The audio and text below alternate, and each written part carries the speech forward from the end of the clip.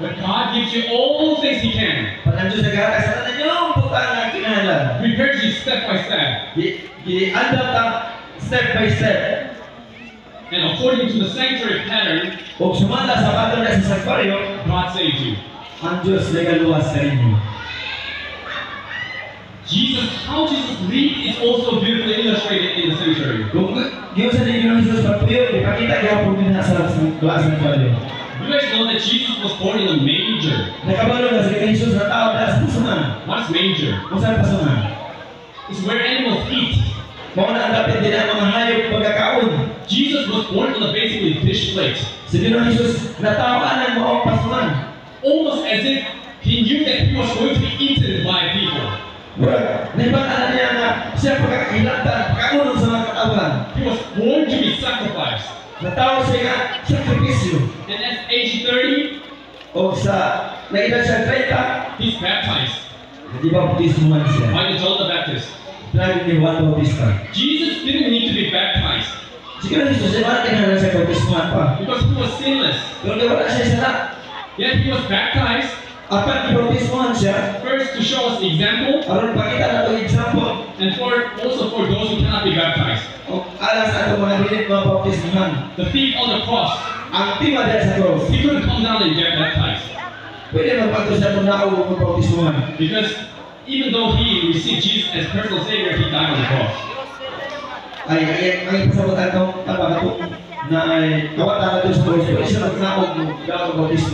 By the way, do you guys know why Jesus was baptized at age 30? That's the age when the priests began their public ministry.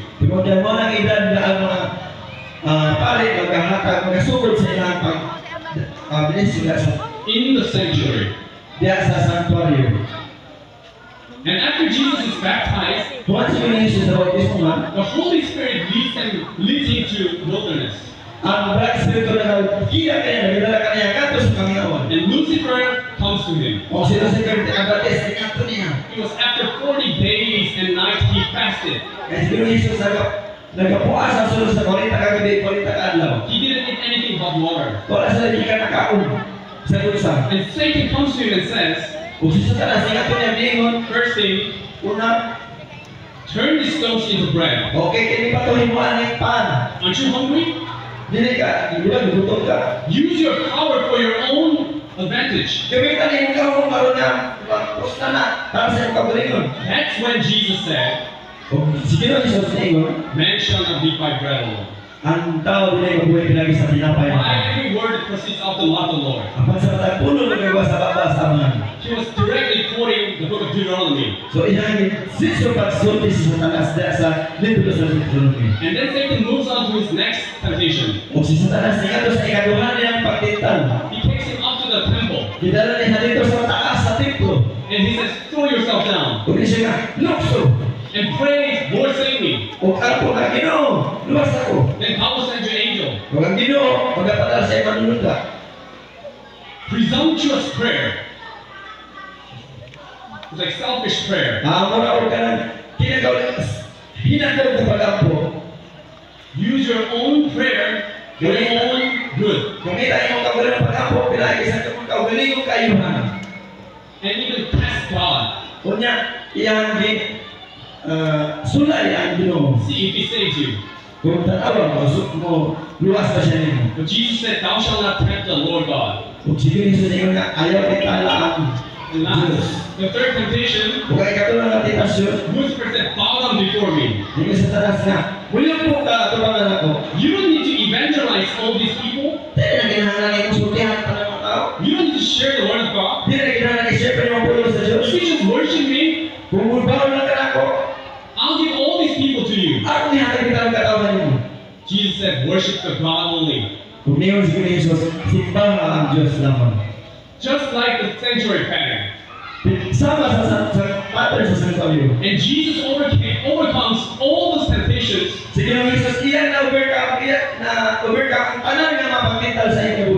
And He begins to preach the law of God mingled with mercy. kaluoy. Just as you can see the mercy of God and the law at the same time at the Ark of the Covenant. Sama ka aguma sa Diyos kauban sa aguma diha sa arka sa pigsahan. Jesus' life is summarized in the sanctuary. Ang kinabuhi ng Jesus na-summarize na diha sa sanctuary. Not only that, Na dili lang kay mo na a couple of things more. doon na pailagan. How Jesus descended from heaven, Diyos sa kini Jesus pagdaw gikan sa langit. he left his throne Diyan niya yung ganitong pulianan. to be the intercessor for us, Aron ka mahimong patay na ka na to. to shine this darkened world, Aron ipagpitaan ka na yan din nga gikit ka kalubutan. to be the heavenly bread, Aron ka mahimong ganitong pagkaon.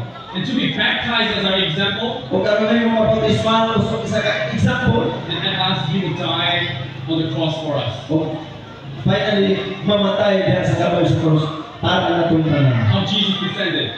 Diyos sa inyo Jesus panaw. And also the structure of the New Testament is also similar. O ang pattern diyan sa Santuario po palihog.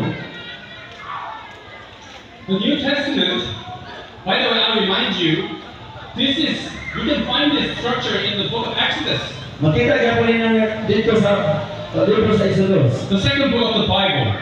Ang ikaduhang libro sa Walang Kasulatan. And you can see the New Testament structure also. O makita po niya sa bagong tugod. Matthew, Mark, Luke, John, Sa Mateo, Marcos, Lucas, o Juan. the four Gospels, Ano upat ka Ebanghelyo nga balasahon? they talk about Jesus' birth, life, and death. Nagkahisod ka na rin sa pagkataon ng Jesus sa kinabuhi o sa iyang kamatayon. And the book of Acts talk about the baptism of the Holy Spirit. Kung ang buhat na kay hisod sa pagbautismo dyan sa Holy Spirit. And from Rome to Jude, Sa Roma nga to sa Juda, to talk about the importance of the Word of God, nagkahisod kay kung sa kaimportante ang puno sa Diyos. importance of prayer, Importante ang pag-ampo, and importance of witnessing. kung ang importante sa pag-witness sa sa uban, And the last book, kung ang revelation, Revelation leads us to the throne of God. ang pinaduyag ng kailangan nato ato sa trono sa Diyos. Okay, are you now convinced that the sanctuary is the whole Bible? Natagatuon na pa mo karon nga ang sanctuary mao tibuok kasulatan. It's just not random building that existed in the Old Testament. Dili kay usa na kalit nga gibuhat na templo diha sa It still exists in heaven right now. hangtod karon na diha na dito sa langit ng pulaan. God is on his throne. God is on his throne. Ang Ginoo na nato sa langit ng trono. And last night I told you Gabi nagayso kita dito din the major three timeline prophecies in the Bible. ang tulo ka timeline nga propesya sa langit kasulatan. They all talk about the sanctuary of God. Nagayso kinapintuon sa sanctuary sa Diyos. I'm giving you sanctuary message. Ako yung taga ninyo ang mensahe sa sanctuary.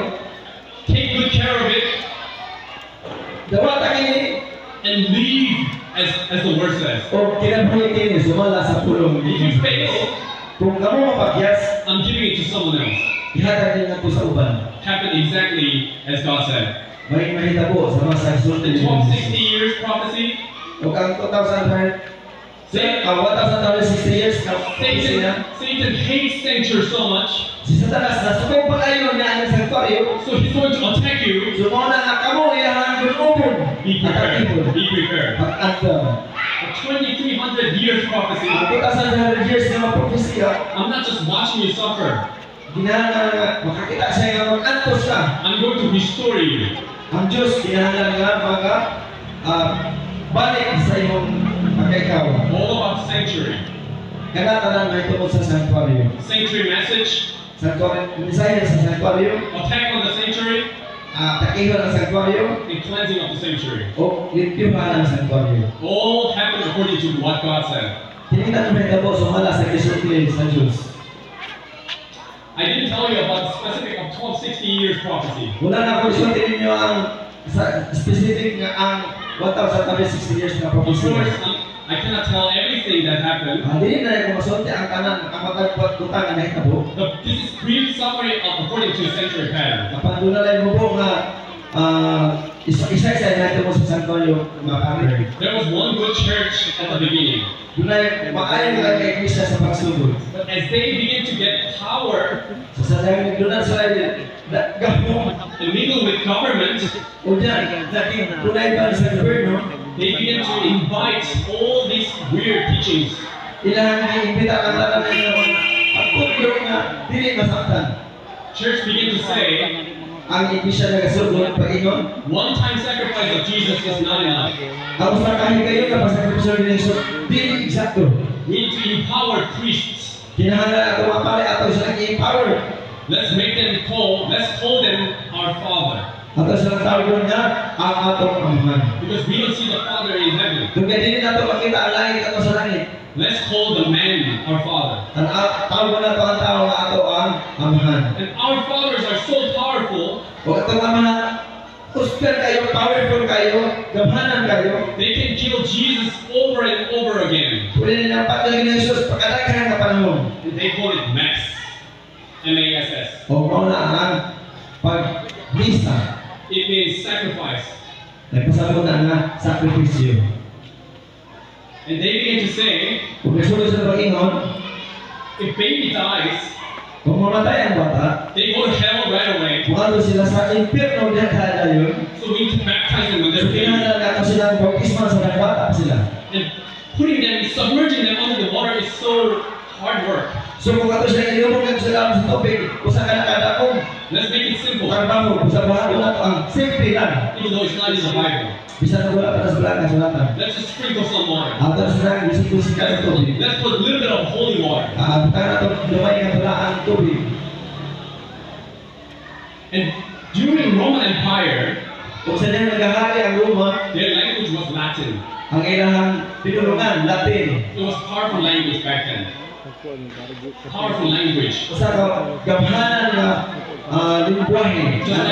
Just like English that I'm speaking right now. Sama sa English nga gamit karon sa tibok kalibutan. As America is the strongest country right now. Kaya ang Amerika mao ang pinaka-kusgan ng nasod. But they begin to say, Kapag nag-iwan sila, common people cannot read the Bible. ang mga kumon na katawan dili nakabasa-basa lang kasulatan. This is the holy book. Tungod kay balaan ay ini. Are you crazy? Nabuang mo, You're trying to read it for yourself? nabasa mo na ano para sa ito. Only trained pastors can read it. Kato lang niya, i-train ng mga pari, mga mabasa niya ini. And it needs to be read in Latin. Kung ka pagkabasa mo sa pinulungan na natin. Even though the original language was Hebrew, Aramaic, and Hebrew, and Greek. Bisan pa ang original nga language, Hebrew, Aramaic, Greek, They begin to suffocate ilang di, people of God. ang mga tao sa Diyos, ilahan ni Bibo, ilahan ni suffocate, hindi pag-ginawa. And they begin to say, Kung nagdayon sila, you cannot pray to God directly. dili ka mo pwede nga magtapo sa Diyos, direkto. Are you crazy? You're sinners. Mawawang buang, mga kasala mo. You need to come to the Father, Sumunod mo sa ama nga, which is just a regular man, mga tao ba? and confess your sins to Him. Kung naisulti ang mga kasalanan mo nila. You cannot pray to God directly. Pero kung kayo magkabong ito sa Ginoong Kristo, Come to us. natin na mo. Don't look at the heavenly sanctuary. Alam ang awa ang ganito pagyanan. Look at this beautiful earthly sanctuary that Ang we awa got. kinin dito kayo kasangkot yung isipa. They begin to say, Kung nasugod sa Panginoon, you don't need to witness. dili na kailangan ng musulti kung usban. If you don't believe what we say, Kung dili mo ito sa mga we're pasulti, just going to bury your life. sunog ko mga ang tubig. The church today Ang iglesia karon. still freely admit Sila na dawat they killed millions and millions of people nga nagpatay sila milipo during dark ages. sa mga katawan sa panahon sa Dark Ages. When you go to Europe today, Bumato mo sa Europe karon, in most of the big churches, sa pagko mga simbahan, in the basement, ngadto sa underground, they have a torture room ngadto patinanan sa mga tao. where they would torture Ngadto nila i-torture. those who didn't believe according to what they say. Ngadto nila imusunod sila gisulti. And they begin to say, Kung sila nagasunod pag-ingon, we have the power doon na kita gahom to change the law of God. sa pag-utro sa kasubuan sa Diyos. Happen according to the sanctuary pattern. Nitabo, sumala sa Father sa Santo. In early church period, Sa karang mga panahon, sa sayo na panahon, Satan harassed the people of God Si Satanas, iyan di, daw ang mga katawan sa Diyos. through physical force. Through physical force. Pinagi sa pisikal na mga gamit. If we kill them, Kung patyo na to sila, if we torture them, kung torture na to sila, they're going to forfeit their faith. ako na nga ilang yan na patuon. But as more Christians die, Kapag sa diyan, daghan mga Kristiyanos ang namatay, more people begin to see something else. daghan mga tao na tuwa, uy, mali. When they die so peacefully. Sa diyan namatay sila, doon ay kalinaw. They keep praising the Lord while they're burning. Samtay sila gisulong, kasi diyan sila kampo, nasikat ako sa Ginoo. They praise the Lord while they're being eaten by the lions. Bisa pa ipamaksa sa iyo, sige po sa kanta, nagkampo ko sa Ginoo. So people begin to think So mga tao nagsulong sa pagkunauna, they might have the answer for our life. ito na siguro yun, dahil ika-epekto sa kong kinabuhi. So more and more people begin to be Christians. So daghan na mga katawan na nahimong Kristiyanos sa itong panahon. Satan thought, Si Satanas, ang tuon. there's something wrong with this. Uy, ito naman. I need to change the tactic. Ako trobo na ang teknik. I'm going to get into the church. Ako paatong ko sa simbahan. I'm going to give them more worldly power. Ako sa taga-alugaghan pa mga power, gahong. And these are what happened according to 1260 days prophecy. Muna yung hitabo diya sa 1,260 years na propesya. All according to what God said. Hitabo kini sumala sa insulti sa Diyos. The little born power will throw down the truth to the ground. Ang gamay nga sungay ang iyang gawong bagsak sa iglesia sa Diyos kito sa ita. God even said He's going to throw down the sanctuary. Ang Diyos ay nga Throw down the sanctuary to the ground. ang pagkabalang ang sakto igahan mo na to sa ita. All the beautiful truths in the sanctuary were cast down to the ground. Muna ang daghan mga kautukulan diyan sa sakto labog na to sa ita. But praise the Lord, Apan, mulay ko ng Diyos. for God was not being silent. Kaya ang Diyos wala siya nagpakahilom. You guys remember 2,300 days prophecy? Sa hinumdum mo sa to sa Diyos na propesya, God was not just being silent. ang Ginoo wala diyan siya nagpakahilom. 1300s. Sa 1300s, There's a amazing man named John Wycliffe. si John Wycliffe, He's the first one to translate the Bible into common language. siya ang una na translate sa Bible nato sa pinulungan nga kumon. By the way, he was a priest in Catholic. Siya usang kapalay sa Katoliko. He came out of the church and said, Diyawan sa simbahan o Ginoo, we need to read the Bible for ourselves. kinahanglan basahan ang balak sa mata sa atong pagalingon. Why only priests are reading? Ano mga palit mo na nabasa? This is the word of life. Pulong kini sa kinabuhi. This is our spiritual food. Mao kaya atong espirituhan na pagkaon.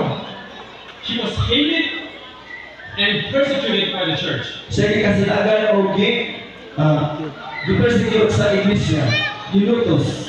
But praise the Lord Apan try ko ng Diyos, for what John Wycliffe did in 1300s. kaya sa 1300s, si John Wycliffe, He effectively restored the altar of showbread. iyang gi-restore kung saan altar of showbread, kanang People of showbread. ang pagkaon, tinapay ang mga pulong sa Diyos. Man shall not live by bread alone, Ang tao din ay sa tinapay lamang. but by every word. Apan sa pagpulong magagawa sa bataw sa mga. If I were born in before 1200s, So, 12,000, asa ba, ano, 20th century, 12th century. do you know which church I would go to? Do you know which church I should go to? Baru mo kung saan kasi mga ako katuon, I should go to Catholic. wala ko ito. Because that was the best truth. Natulog mo na ang best na doon ay katuon. But if I were born in 1300s, Pero kung natawag ko sa 13th century, where should I go? kasi mo mga to. Where John Wycliffe worships. Ato ko sa PPNC John Wycliffe nagasimba. But do you know what happens if you follow John Wycliffe? Kapag nagbago ko kung sulod mo ni John Wycliffe, People begin to hate you. ang mga katawan, basta sila kayo. Are you crazy? Mukhang ka, You read the Bible for yourself? nagabasa ka sa Biblia alas sa ikaw muli. Only the fathers, the priests should read for you. Ang pwede naman nagabasa ang pangalan niyo. Praise the Lord for what John Wycliffe did. Ang pagdagay salamat sa Diyos sa ikuhan ni John In Wycliffe. 1400s, Sa 14th century, there's a man named Martin Luther born. si Martin Luther na tao, He's the father of Lutheran Church. siya ang amahan sa Lutheran He Church. used to be the priest. siya usa sa mga pari. When he came out of the church, Kung gigawas siya, and what Martin Luther preached, kung usa wala ni Martin Luther, Jesus' one-time sacrifice on the cross is enough to save us. tingnan siya nga, ang pagkamatay ni Kristo sa Kalbaryo sa cross, eksakto na ang magaluwas na ako. His righteousness is enough for us. Kaya ang pagkamatay ko, eksakto ano na ito. We don't need to kill Jesus over and over Hindi again. na natin hinalang kapag na si Kristo sa makaraghan na panahon. We don't need to torture ourselves Hindi na natin hinalang ako, sige ito magaling ko ng maluwas. to be saved. Parang maluwas. Just believe in Christ. Hinalang na mutulan ang ni Jesus. He's the one who saves you. Ito siya ang magaluwas sa inyo. Praise the Lord for what Martin Luther did in 1400s. Galay ko ng Diyos kung nasa lipunan, hindi mo ni Martin Luther sa 14th If I were century. born in 1400s, Kung ako natawag sa 14th century, I would have gone to Lutheran Church. so ato yung ko sa Lutheran Church. Why? Ganyan mo? Because they held the brightest truth. Doon kaya kailangan sunod ang kamatuoran. And what happens if you become Lutheran in 1400s? Kapag nasunod mo, kumain mo ka mong sumusunod ni Martin Luther sa 14th century, You're mocked. bugal-bugalan mo, You're hated. masinagan mo, Are you crazy? buwang ka. You should beat yourself. Kinahanglan kain mo ka rin ng ringon. We should kill Jesus every time. Kinahanglan. We should kill Jesus every Ato pa time. yun sa Ginoong Jesus, sa panahon, lalo maluwas na. Martin Luther is a crazy guy. Si Martin Luther, buwang na siya katao. But praise the Lord for what Martin Luther did. Kapadalay ko ng Diyos sa mala sa 1500s. Sa 15th century, John Calvin. John Calvin, He's the father of Presbyterian Church. siya ang amahan sa Presbyterian na simbahan. Among his works, Sa iyang mga buhat, he began to preach. siya nagkasugo sa pagpalit. We can directly pray to God with the name of Jesus. O pwede na makahimo sa ampot na sa Diyos sa ngalan ng Ginoong Jesus. We don't need priests Di natin hinahanap ang mga pare or Mary o Maria, to be our intercessor. aron mo may ipaniwala ang nato. Jesus is the only intercessor. Si Ginoong Jesus mao lamang natong intercessor patiwala. Let me ask you a question. Mutana ba ninyo? If you're born in 1500, Kung natawag mo sa 15th century, which church should you go? asa mga musipan naman ko? Presbyterian Church. Sa Presbyterian Church. Why? Kaya naman, Because they hold the brightest truth. doon kaya nakita nila ang kabaturan. But you know what funny thing is? Kapag mo sa mga kawalan ng bulan, Now Presbyterians, sa mga Presbyterian, they're hated by Catholics, sila ikasilagan sa mga Katolik, they're hated by Lutherans. sila ikasilagan sa mga Lutherans, Brothers hating each other. sinilagay sila sa isa-isa. Well, praise the Lord for what John Calvin did. Pagkalay ka ng Diyos mga sa ibuhat ni John Calvin. 1600s, Sa 16th century, a reformer named John Smith rises. si John Smith, ning tumaw. He's the one who finds Siya ang siya ang founder. truth about baptism by submersion. May tungkol sa pagbautismo, pinay sa pagbulong sa tubig. If you're born in 1600s, Kung natawag ka sa 16th century, which church should you go? asa mo Stephen Matko? I don't know about you, Okay po sa inyong but I would go to Baptist church. kapag si Pastor ato sa Baptist Church. If it was 1600s, like 400 years ago, Kung sa 16th century, 400 years ago, because they were holding the brightest truth possible. tingnan kaya ng panahon na kailangan ng hutan ng pinakahayag na kabatulan. Praise the Lord for John Smith. Kaya salamat sa 1700s, ni John Smith. Sa 17th century, John Wesley rises. si John Wesley tumaw He's one sa of the founders of Methodist Church. isa siya sa founders ng Methodist. One of his brightest teaching was, Ang iyang pinakahayag na kabatulan, we all should be the missionary of God. kita ang mga missionary sa Diyos. We shouldn't wait. We should be preaching the word of God to other people. At hindi na tayo pahuway, kailangan na ito i-share ito sa mga katawan ang tulong sa Diyos. We all should be witnesses. Kita mahimong mga witness sa Ginoo. If I were born in 1700s, Kung ako natawag sa 17th century, I would have gone to Methodist Church. wato ko sa Methodist Church. Why? Kaya ano naman, Because they were holding the brightest truth. doon kaya inahangal ang kamatuuran ngayon, ang kahayag. But what happens if you go to 1700s? Ang kata sa mga katawan na kumaato mo sa Methodist Church, Catholic, ang Catholic, Lutheran, ang Lutheran, Baptist, ang Baptist, Presbyterian Presbyterian, are mocking you. mag-IBI ka ninyo. You are crazy people. Buwan mo mga katawan. We don't need to be missionary. Tingnan mo ang missionary. Let the priest do. Ang mga parang rin mo na. But praise the Lord for what John Wesley did. Pero dalayo ang Diyos, kung salamat nga si John Wesley, buwan Now we're looking at the whole Bible pattern according to the sanctuary. Na nakita nato ang pattern sa walang kasulatan diha sa sanctuary. There's one article of furniture left to be restored. Na pag nakita niya na i-restore na to ang article. What is that? Isa na article. The Ark of the Covenant. Ang arkas ng pagigsaan. What was inside of the Ark of the Kung Covenant? saan nasa arkas ng pagigsaan? 1800s. Sa 18th century. Do you know who wrote?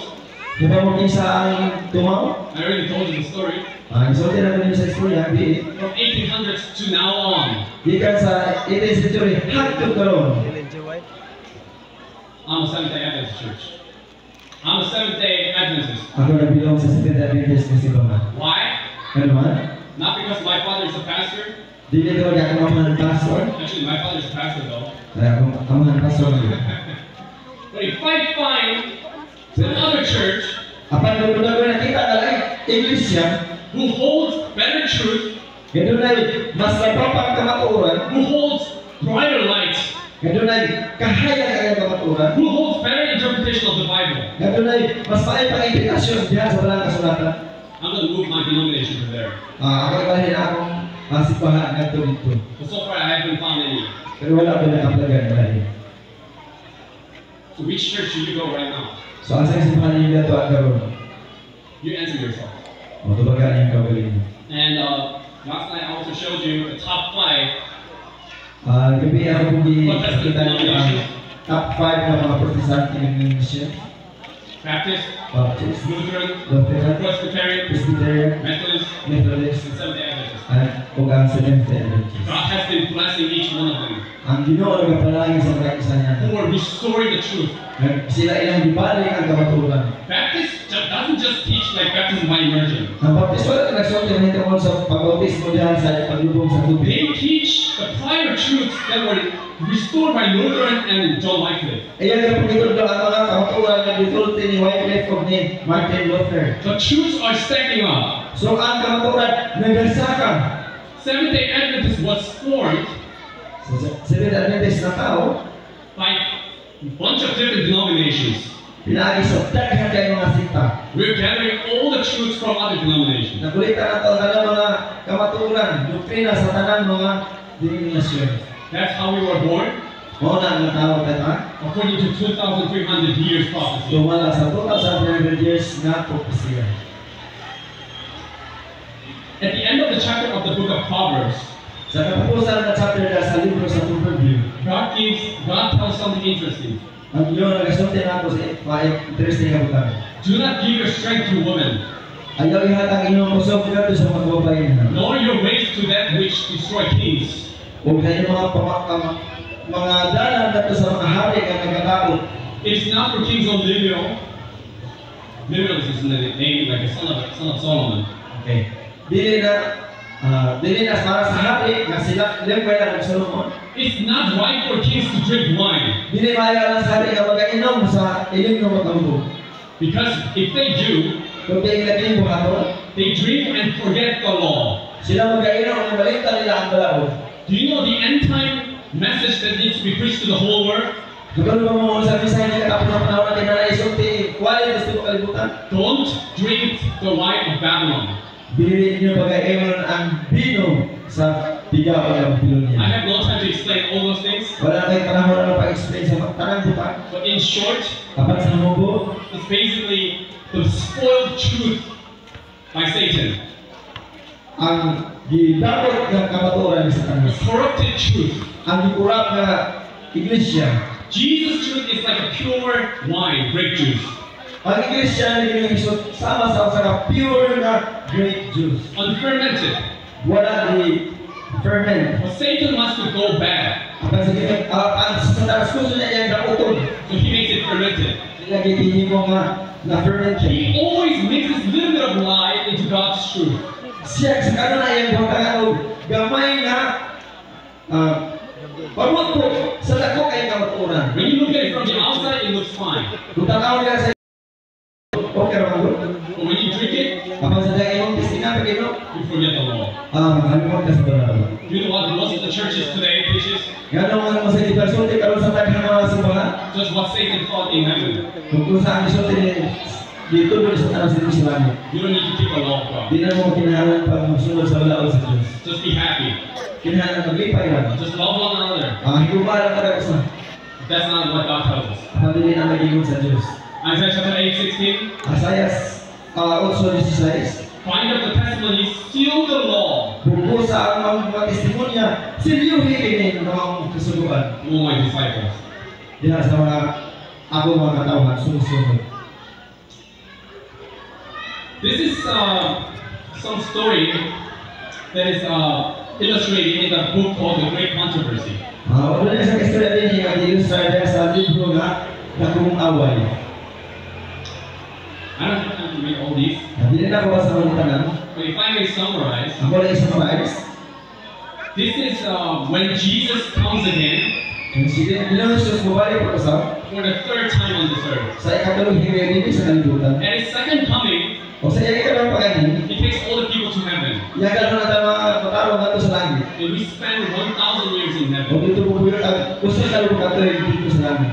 Why do we do that? Nanulimo mo na nato. I'll explain this on this Sabbath, Ako na i-explain karon sa Sabado on Saturday at the church. dito sa Sikamahan. So please don't miss it. So kinahanglan nga maadto mo. But after 1,000 years in heaven, Human sa kalibutan sa langit, we come down once again on this earth. wala na sa pagbalik ng sa lupa. And now all the wicked people are resurrected O kini panahon ang tanang mga dautan mga banyo. to be finally judged before Aron na God. sila pagka i-judge. Gukman. And the book of Great Controversy describes what will happen then. O ang libro sa Dagong Away, masulti ko sila na po nila. They see how what they've done with Makita their life. nila kung sa kadautan ay gibuhat sila niyang buhi. All the rebellion that happened in heaven, Ang ipakita kayo mga pangita po, and how they rejected the voice of God while they were living on this earth. o gibuhat sa nila pag sa likway ang pulo sa Diyos hanggang sa nagpuili sa yuta. Just like a panoramic view Sabang sa makita na to ang usa ka panoramic nga pananawon. plays the movie. Basically, movie plays before you. Nga ipakita dihan ninyo. You know, the Bible tells us this life is like a shadow. Ang ginabala ka sa mga nga ato kinabuhi din sama sa usa ka anin. You are actors and actresses in a movie. Kamo sa ka mga aktor, mga artista sa masana sa salida. The Bible is basically the script for you Ang sulat ka sulatan mo ang script matang sumpanan. to follow, Aron mo sundod. how to live your life. Sa kinabuhi sa itong kinabuhi. And how many times God has to say to you, Kung sa pinakapapanahon ang gunong nagainom ka rin. cut! Like, cut, you're doing something wrong in the actors. Doon na mo nahimong mga dilimayo na yung mga hulong. Isip mga actors kung wala na mao ang istorya. They see in the movie, this is the final movie that is going to be played on this earth. O makita na to ang katapusan na sini nga isalida din sa yuta. Satan is playing all kinds of movies these days Karon pa naman sa salas nagpakita kay kang mga klase sa mga sini. to distract our mind from this true movie. Aron nga dauto na ato mga patanaw sa tinuod nga sini. This true drama. Kay tinuod nga drama. And then Tungod niya you see the movie, makita na ang drama, ang mga pelikula, and let's say kung mayroon kita, you are safe and you are living in the New Jerusalem. kamo nalawa sa mga puyo sa Bagong Jerusalem. You can see the outside, Makita ninyo ang luwas. and you see the wicked people who are raised, Kung makita ninyo ang mga tao na napanahon, and they tell you, kung mayroon sila, you saw this movie already, nakita ninyo ang pananawon, but you didn't tell me about it. kapawalan mo isulti yung panahon niya. You told me about Spider-Man. Isultihan ninyo ito ni Spider-Man. You told me about Harry Potter. Isultihan ninyo ito ni Harry Potter. You told me about Lord of the Rings. Isultihan ninyo ito sa Lord of the Rings. And you as Christians Kung kamo mga Kristiyanos, didn't tell me about this movie. wala mo nagsulti na doon ninyo pala kasi Because of that, I'm to be staying outside of this New Jerusalem. gusto mo na alam sa kawas na sa Jerusalem. That's the last thing you want to hear. That's the last thing. Amo na katapusan nga at inyong malunod. Tonight you've seen the movie a little bit. Hindi ka pinag makita niyo ang mga sini. The more is to find out. Hindi niyo makita ang kaplagan. God is calling me right now. Ang Diyos ay katawag ninyo. He's giving you the sanctuary. Naghatag siya sa inyong kanino sa santuario. It's not just a simple calling. Dili kay simple nga pagtawag. Harvard is not calling you. The Harvard University. Ang Harvard University wala nagtawag ninyo. The UN is not calling you. Ang UN wala nagtawag ninyo. But you know what? Kapan ang sa It's much higher calling from God. mas labaw, mas taas na pagtawag. Enter His house. Alang sa pagsunod sa iyong kinabuhian. No matter how pathetic your life is right now, Sa kung sa paninong kinabuhi karon, enter it right now. maato ka na to sa langit. Because there's no other higher calling than this. Doon kay wala mas labaw pa pagtawag kaysa tingin nga Even though pagtawag. the UN is not calling you, Bisan pa ang UN wala nagtawag ninyo. even the president of the Philippines is not calling you, Bisan pa presidente sa Pilipinas wala even nagtawag the ninyo. Harvard University is not calling you. Bisan pa ang Harvard University wala But nagtawag the ninyo. Most High God is calling you to be kings. Apa ang Diyos sa langit ang katawag ninyo na mahimong hari. And He doesn't want you to watch the movie outside. Kung hindi siya gusto na magtanaw mo sa sinis sa gawas. He wants you to watch it in advance. Gusto niya nga tanaw ka diha sa advance. And don't stay outside. Kung hindi ka din gawas, hindi ka magpulit sa gawas. Apan din sa sulod. Let me sing a real song.